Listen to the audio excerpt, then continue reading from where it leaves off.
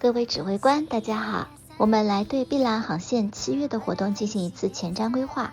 本周至鸢尾 SP 第2周没有维护，下周7月9日维护后，将迎来每年的重头戏新一期的开发船坞，也就是97科研，真令人期待呢。新的科研角色按惯例会在这周陆续公布，你们觉得会有谁呢？老猫随便猜一个，没猜对当我没说啊。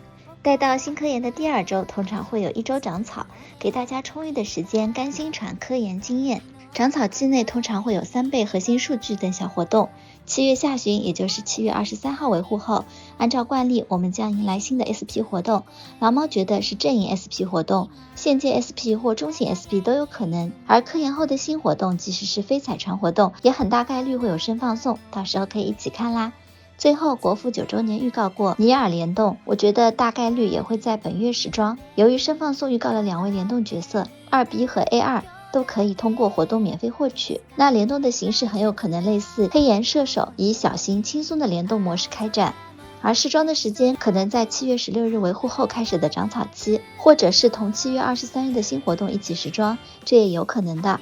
总之7月时装我觉得是大概率事件。总结7月没彩船要抽，更多是甘加囤魔方的1个月。